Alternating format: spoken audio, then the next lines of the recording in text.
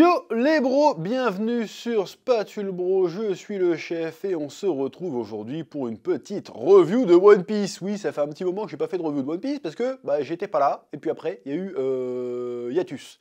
Donc voilà, donc je reviens avec le chapitre 1140 si je dis pas de conneries et il y a pas mal de choses à dire, je vais revenir vite fait sur les chapitres précédents aussi, bien évidemment, oui.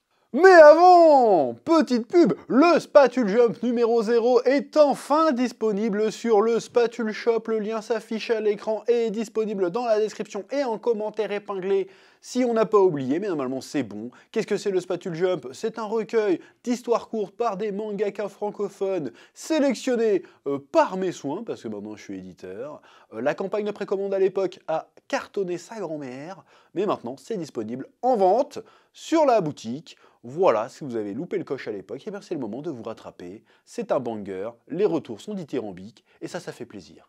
Voilà. Allez jeter un œil, et oui.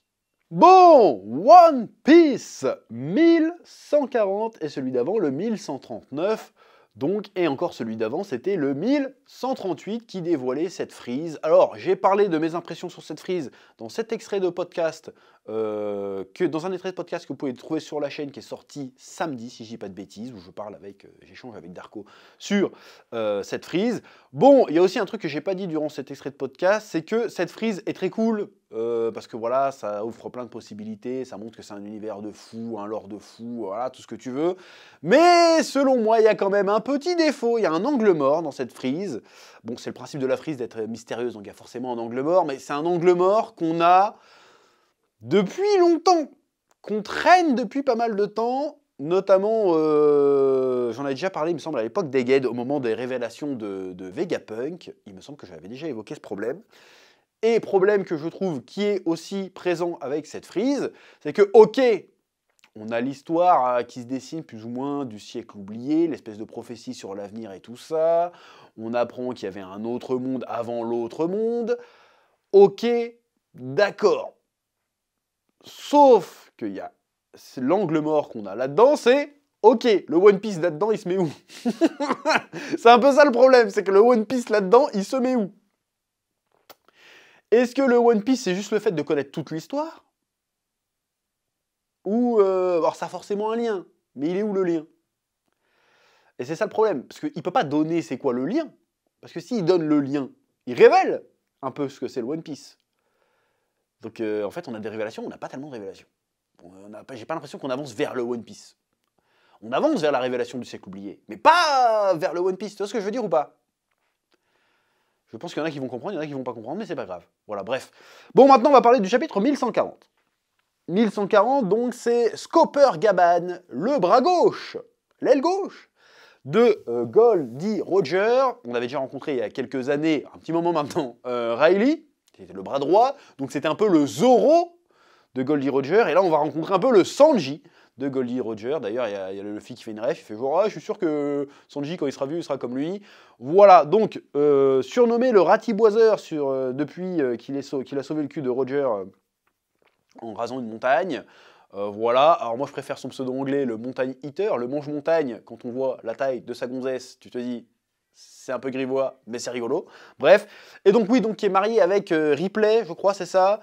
Qui n'est pas marié, mais en tout cas qui a eu un enfant avec Ripley, et donc son fils, on apprend qu'il a déjà 20 ans, et c'était lui qui était le pote de Shanks, son fils du coup, voilà. Et donc il traîne sur cette île.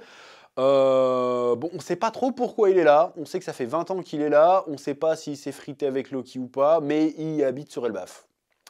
Voilà. Qu'est-ce qui branle ici? On ne sait pas trop, mais en tout cas, il est d'accord d'aider Luffy à accéder à la clé pour libérer Loki. Même si, d'après Zoro, ils sont pas sûrs d'aller le libérer. On va d'abord aller voir c'est quoi le bordel, c'est quoi les bails, et en fonction d'eux, peut-être qu'on le libérera. Et si jamais le gars, il se libère et qu'il fout le bordel, et ben Luffy a dit, non, c'est pas grave, je vais lui éclater sa grand-mère, et puis je le rattacherai. Il n'y a pas de souci là-dedans, voilà. Bon, bref. Et donc, il dit, ouais, si tu veux la clé, viens, on va se battre, pour le tester. Le tester, pourquoi? Pour savoir s'il peut lui faire confiance, dans quel objectif, dans quelle optique. Voilà, il y a même des références à Shanks en mode hey, Shanks, il t'a pas donné le machin, c'est vraiment un rat. Arrête d'insulter Shanks, nanana, bref. Donc il reconnaît que c'était le chapeau de Roger. Donc il y a une espèce de cycle qui est intéressant. Bon, sinon on voit la gueule de Gaban qu'il a une cicatrice en forme de flamme. Donc, est-ce que c'est lui, l'homme à la cicatrice de feu? Je me demande s'ils n'avaient pas dit qu'ils les attendaient sur Elbaf déjà, l'homme à la cicatrice de feu, s'ils ne l'avaient pas dit avant. Ouais, je révise pas à chaque fois parce qu'il y a 150 000 chapitres, je sais plus, mais en tout cas, ça a l'air d'être lui. Donc, ça veut dire qu'il a un lien avec les révolutionnaires, très certainement. Donc, ça veut dire que le gars est sur Elbaf pour une raison précise qui est autre que simplement rester auprès de sa femme et de son fils. Il a un objectif ici, et cet objectif n'a pas l'air de concerner Loki. Donc c'est quoi son objectif à ce mec? Qu'est-ce qui se cache sur Elbaf qui pourrait leur permettre d'accéder au One Piece? Parce que pour moi c'est ça. Je vois pas sinon pourquoi il serait resté sur l'île pendant 20 piges. Alors si, il y a le côté, il a sa femme et son fils, mais j'ai l'impression qu'il était sur l'île et il a rencontré sa femme. J'ai pas l'impression qu'il a rencontré sa femme, donc il est resté sur l'île. Il est venu ici dans un but précis. Pour moi, c'est ça. Et il attendait que quelqu'un vienne. Ce quelqu'un, c'était pas Shanks. Donc ce quelqu'un, c'était Luffy. Et quand il voit Luffy se transformer en Gear 5, il fait « Ah, en plus, il a vraiment une forme blanche, et en plus, il a le chapeau. » Donc, il attendait Luffy. Dans quel but? Là, je suis curieux. Je veux savoir. Je veux savoir. Il sait des choses qu'on ne sait pas. Bon, il sait c'est quoi le One Piece, hein, forcément. Mais il sait d'autres trucs que nous, on ne sait pas. Ça, c'est plutôt intéressant. Je suis très très curieux de voir ça. Surtout qu'il a l'air très très balèze.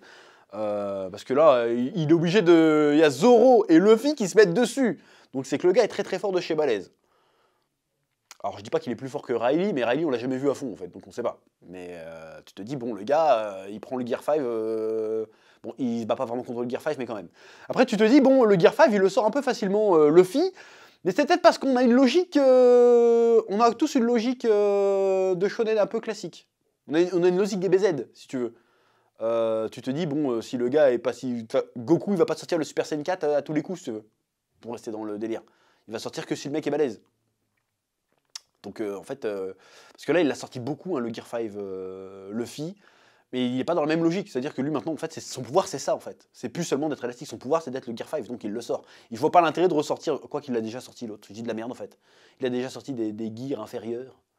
Donc s'il a sorti, c'est qu'il a dit qu'il était trop balèze le vieux, et puis voilà, c'est tout en fait. Donc je dis de la merde, je viens de faire un tour pour rien là, mais voilà, c'est le risque d'improviser les reviews, c'est que tu trouves tes idées, tu te rends compte de tes conneries au fur et à mesure que tu parles. Mais c'est authentique, je sais que t'aimes bien, voilà, bref. Donc il allait quand même se mettre à deux, donc c'est que le gars, ils sont balèzes, parce que le Zoro de maintenant et le Luffy de maintenant, c'est pas le Zoro et le Luffy de l'époque de Sabaody, si tu veux. C'est que le Kabad, il est très fort de chez balèze. C'est pour te dire quel niveau devait avoir Roger. Je suis très curieux de voir c'était quoi le niveau de Roger. On le verra peut-être un jour, on le verra très certainement même. Mais voilà, donc pourquoi il est là? Pourquoi il les attendait? Je veux savoir, est-ce qu'on va enfin... Parce que je trouve encore une fois, c'est un gros angle mort aussi, ça. On sait que Luffy, c'est Nika, tout ce que tu veux, Joy Boy, tout ce que tu veux. Ça, on le sait, c'est acté, on le sait depuis très très longtemps. Maintenant, c'est confirmé, on sait ça. Mais malgré tout ça, il n'est toujours pas lié à tous les autres événements. C'est que ça se fait en parallèle de la quête de Luffy, alors que ça devrait être la quête principale de Luffy. Tu vois ce que je veux dire? C'est quand que tout ce qui se passe en parallèle autour des chapeaux de paille depuis toutes ces années commence à se confronter aux chapeaux de paille. Moi, j'ai cru que c'était avec Vegapunk que ça allait se passer, ça s'est pas passé. Donc j'aimerais bien maintenant qu'ils soient tous conscients de ça. Bonjour, c'est toi l'élu, démerde-toi maintenant. J'ai besoin qu'il ait conscience de ça, qu'on avance. J'aime pas... Enfin, j'aime pas. Ça me dérange d'en savoir plus que les personnages, en fait. Il est temps qu'on soit au même niveau et qu'on puisse avancer. Si vous voyez ce que je veux dire. Encore une fois, il y en a qui comprendront, il y en a qui ne comprendront pas. Ceux qui ne comprennent pas, tant pis pour vous. Hein. Je dis pas que j'ai raison, machin, c'est une impression que j'ai.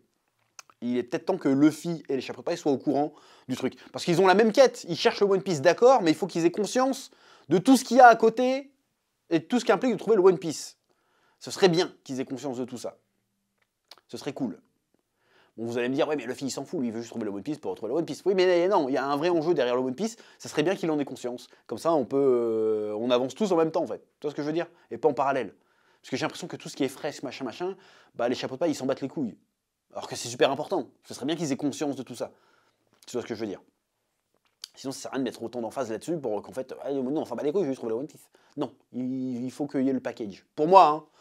Pour moi, mais après, peut-être pas. Peut-être que j'ai de la merde, j'en sais rien. Mais c'est le sentiment que j'ai. J'ai l'impression qu'il manque un truc. Bon, sinon, il y a aussi le coup des chevaliers divins. Je suis sceptique. Je suis très sceptique. Je suis très sceptique. Déjà, pourquoi, c'est vrai que j'en ai pas trop parlé de ça, l'intérêt de faire un jumeau à Chanx-le-Roux. Il va falloir en faire quelque chose de ça, parce que là, tout de suite, je vois pas. Tu vas me dire, c'est normal, t'es pas l'auteur. Oui, mais là, je vois pas l'intérêt de faire un jumeau à Chanx-le-Roux. De le faire apparaître à ce moment-là, pour qu'il y ait que 2 connards qui le voient, et qui disent à Luffy, il ressemblait à Chanx-le-Roux, le gars. Ouais, mais c'était pas Shanks, tu sais très bien que c'était pas Shanks. Bref. Juste pour dire, c'est mon frère jumeau. Et là, en fait, il se barre de l'histoire tout de suite là. Parce que c'est ça, hein, j'ai lu la scène 2 fois pour bien comprendre. Donc ils invoquent un seul mec, il y en a 2 qui viennent, et il fait, non mais toi, le capitaine, on apprend que c'est le capitaine, des Chevaliers Divins, toi tu dois repartir, on t'attend là-haut, il y a un problème, et nous on va s'occuper de la mission. Et donc la mission c'est quoi? Vous allez nous kidnapper des gosses géants. Alors pourquoi faire? J'ai dû rater l'info. Pourquoi faire? Pourquoi kidnapper des enfants de géants? Est-ce qu'ils ont l'intention de faire chanter les géants pour quelque chose? Pour leurs ressources, peut-être, j'en sais rien. Parce qu'en fait, on voit que les dragons célestes sont en train de crever la dalle parce qu'il y a un blocus des révolutionnaires qui fait qu'il n'y a plus d'approvisionnement en termes de bouffe. Donc peut-être qu'ils se disent, tiens, on va aller rançonner les géants pour qu'ils nous filent des ressources. Comme ça, on va pouvoir donner à bouffer. Est-ce que c'est un rapport avec ça? Parce qu'ils sont pas là à la poursuite de Luffy, on est bien d'accord. Ils sont même pas là à la poursuite de Vegapunk, on est bien d'accord. Ils sont là pour toute autre chose. Alors que le gouvernement mondial a conscience qu'ils sont sur Elbaf. Ou alors j'invente. Il me semble qu'ils ont conscience qu'ils sont sur Elbaf. Mais ils sont pas là pour ça. Ils sont là pour autre chose. Tellement pour autre chose qu'ils envisageaient même de prendre Loki avec eux. Donc là, il va falloir nous expliquer. On va avoir l'explication à un moment donné, mais pourquoi? Je me pose la question, quel est l'intérêt de tout ceci? Voilà. Là, ça va être intéressant aussi, parce qu'il va certainement offrir... Le fait que les chevaliers divins s'en prennent à Elbaf, ils prennent un risque. Parce que ça veut dire qu'ils prennent le risque que les géants rentrent en guerre contre le gouvernement mondial. Ils sont déjà dans la merde, si les géants s'y mettent, en plus, laisse tomber. Bon, bref. Mais ils prennent aussi le risque qu'ils ont voulu recruter Loki. Pourquoi ont-ils voulu recruter Loki? Parce qu'ils se sont dit, bah, Loki, c'est le fils d'Harald. Si on le libère et qu'il nous recrute, de facto, Elbaf fait partie du gouvernement mondial. Du coup, très certainement. Donc ça nous fait une puissance en plus, des ressources en plus, et là, on va faire un blocus avec des géants, bonne chance. Je pense que c'est un délire comme ça. Mais là, vu qu'ils ont essayé de buter Loki, et qu'ils vont quand même s'attaquer à Elbaf, très certainement qu'ils vont donner une raison à Loki de s'allier à Luffy pour leur péter le cul. Du coup, bah, s'ils font ça, le Loki va devenir un gentil, en fait. Et du coup, ben, il va avoir une espèce de légitimité vis-à-vis d'Elbaf, et qu'il va sauver Elbaf. Il va participer très certainement à sauver Elbaf. Du coup, en fait, leur plan, il part en couille. Il est risqué leur plan. Enfin bref, on verra surtout que les enfants des géants, ça veut pas dire qu'ils savent pas se battre ou tout comme ça. Donc à mon avis, cette histoire, elle est pas... Je sens un truc pointer le bout de son nez, qui peut être intéressant si c'est pas trop bordélique. Ça peut être assez intéressant. Voilà. Donc des chapitres pleins de promesses, un arc plein de promesses d'Elbaf. On sent qu'on se rapproche vraiment de la fin. Je dis ça depuis Egghead, mais là on commence à toucher au but. Là on a enfin, a priori, le mec à la cicatrice de feu, parce que là, je veux dire, là, ça sera, je vois pas qui ça pourrait être d'autre, hein, du coup. Pourquoi il est là? Pourquoi les chevaliers divins sont là? Comment tout ça va se mélanger et fusionner pour donner le fameux arc de finale de One Piece qui est censé arriver incessamment sous peu. Voilà, il disait qu'il allait finir sous 3 ans, bon, je crois qu'il a dit ça il y a 2 ans, compliqué, mais en tout cas, on kiffe, il n'y a pas de souci. Bref, c'est à peu près tout ce que j'avais à dire sur ce chapitre 1140 de One Piece. Je vous laisse le soin, comme d'habitude, de me dire ce que vous en pensez en commentaire, de mettre un pouce bleu, et puis on n'oublie pas d'aller commander son Spatule Jump numéro 0. En plus, on a fait des packs et tout, donc voilà, il y a des trucs. Et le numéro 1 commence très très bientôt. On en reparle prochainement.